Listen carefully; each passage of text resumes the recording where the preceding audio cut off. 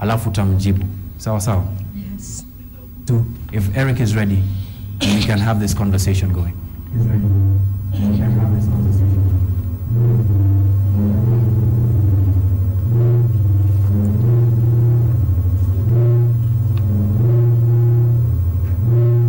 Okay, all right. You're watching Bottom Line. Let me try and see if I can help the situation.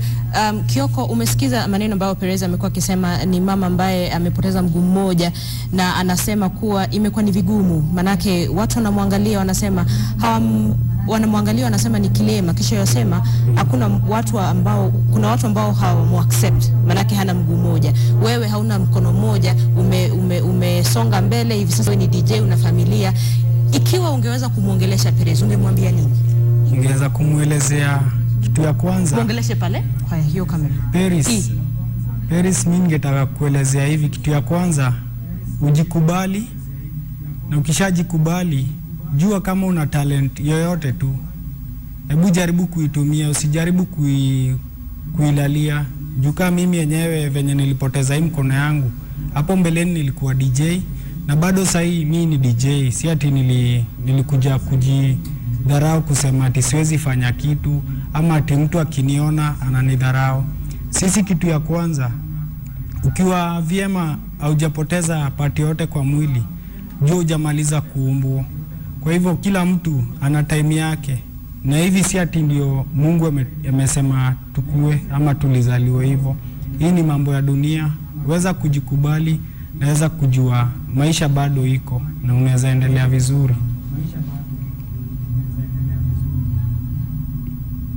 Perez, if there's anything that you'd like to say to Eric. I was just saying, inakaa kunielewa. I said I've moved on with life, but ni ngumu ku accept. Yani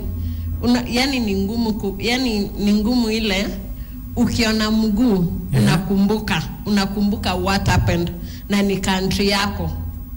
So naona sasa, but moving on, I've moved on. I'm doing a business, nauza mboga, and I live. Si ati I keep on kuishi ati nilishutiwa sasa sitafanya kitu. I've accepted my situation. I'm a happy mother now. Hata naishi tu na watu, I encourage them. Hata yani ni ile sometimes watu wananiambia but like me saizi sina mboche, but I do everything for myself. Nafanya kila kitu kama mama. I have to cook for my children, to wash clothes.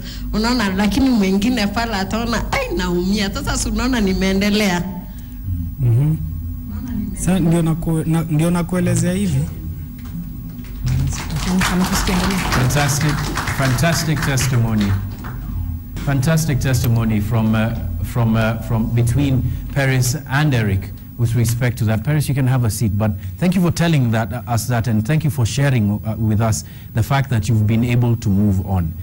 But it's very interesting that Perez and Eric in Nairobi would be able to move on, yet in some respects there are people who haven't. And I'll address this to the people who operate on social media with respect to one thing.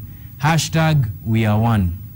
I don't know if there's some people in here who are on Twitter and have seen that hashtag. Let me just start with you. After listening to Perez's testimony and to Eric and looking at the hashtag #WeAreOne, do you think that there's actually some truth in that hashtag on Twitter about cohesion with respect to tribe, given what you've seen on Twitter? Well, yes and no. Why no? First, this is social media, so let's put how many % of Kenyans can access media. Let me put 30%. What about the other 70% who cannot access? So if the 30% are one, what about those people who do not know?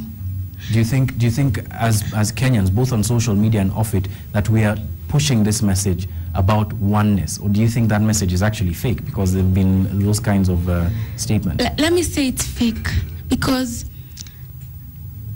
I equate tribalism to religion. This is because you were born in a Christian family, so you'll end up being a Christian. The same way you're born in an ODM family is how you will end up being. And therefore, being one is fake, because even right now in schools, like I am a law student, and in my school the majority are Kalenjins and Luo, and therefore in the student leadership, there's never been a student leader who is another tribe that is not Luo or Kalenjin. Is that negative ethnicity being pushed even at your level? Yes, it is. And what do you think that the result could be? The result will be hatred, it just goes back to tribalism, which can never, I doubt if it will end. Thank you very much. I mean, that's a very strong statement, a very true statement. Thank you very much for sharing. Bishop Cornelius Korir has just joined us to take this conversation forward with respect to tribalism. Bishop Korir, I'll just go to you very quickly before we go back to the panel. When you hear statements such as that even in university today, with people who are young, probably don't even have a living memory of the post-election violence, yet are still so tribal, what does that make you feel, given that you were so deeply involved in the reconciliation efforts afterwards?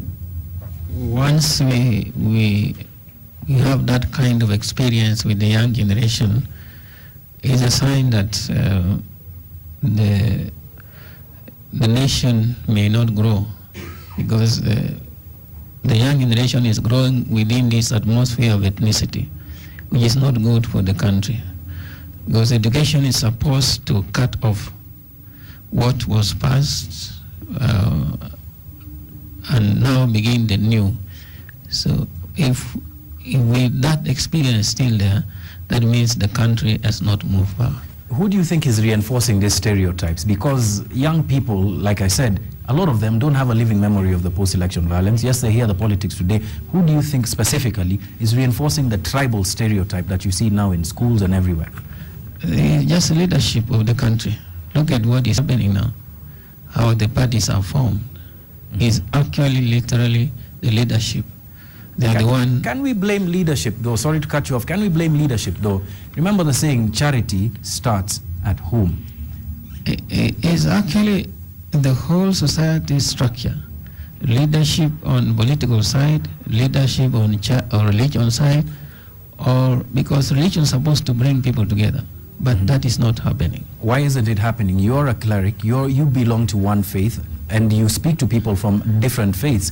Why isn't the church taking its lead? And as a rider to that, I'll also ask Yvonne to perhaps, and to the panelists up there, why aren't the elders who are represented here taking the lead in bringing these divisions together? I'll start with you, Bishop Korir. Yes, in the church point of view, is a famous statement that came up in African Synod. Blood is thicker than baptismal water. So the blood, the tribal blood seems to be overcoming the baptismal water. Yeah. So in one way, the churches have to work hard to deepen the faith of the people to overcome this statement, blood is thicker than water. How about tribe is thicker than blood? Yvonne, maybe you can take that from there. May I just say some tangible actions on your part to bring the country together? The formation of the National Council of Elders aims at uniting the minds of the leaders from different communities. There is some msemo ambayo inasema palipo na wazee habaripiki jambo. Lakini Kenya imeharibika. Mambo. So tumejiuliza swali hilo, and we discovered one thing, that for so long the voice of an elder was silenced, either deliberately or unintentionally. Lakini tunataka kufufua, kwa sababu bila hiyo voice ya wazee ambayo itapeana authoritative statement regarding the cohesion and integration of the nation. Na sisi wazee tunataka kuchukua jukumu hilo, and I'm saying that with a lot of passion because my chairman is here and I'm his vice chair. So nafikiri we are going to carry forward, na nataka kusema asante kwa jambo hili, because tribalism, animosity, and all the other things bothers elders more than anybody else. That's correct. Yes, okay. Well, we were just talking, I think, when the young lady talked about, and John, you mentioned social media. We have these hashtags, Robert, we are one, Kenyans for Kenya. To what extent is that, do we really mean that? Because in one word we say we are one, and the next minute is it just posturing? Is this one way that will give us a solution, or, what's going on? Sometimes people fear saying the blunt truth, and sometimes the blunt truth is very painful, but the hashtags, I never take them so seriously when we say we are one. Because, and I would love to say, we blame social media, but the mainstream media must come out. I would love Kenyans to speak out when the injustice being meted is favoring you.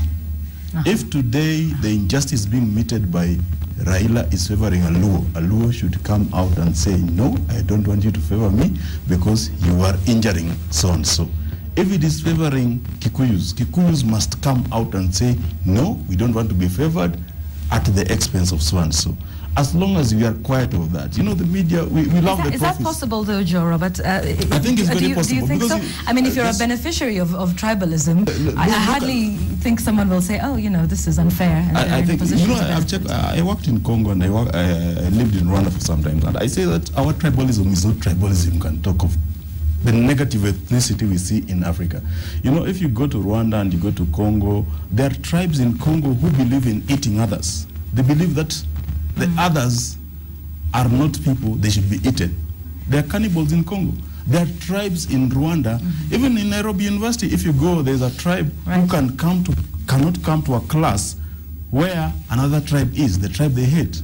That's now you see real negative ethnicity. Okay. That is not happening in Kenya. We still go to the same matatu, same class, we still sit on the same bench. It is very mild, and it's very it only happens when our leaders or us, we are looking for some business or some So it's favors. all about resources, it's all about finding jobs and unequal It's negative distribution ethnicity of for resources. convenience. Okay, all right, and we'll come back to our discussion. Please stay with me, ladies and gentlemen of the audience. This is KTN Bottom Line. As we take a break, let's take a look at some of your feedback on social media. Don't go away, we'll be right back.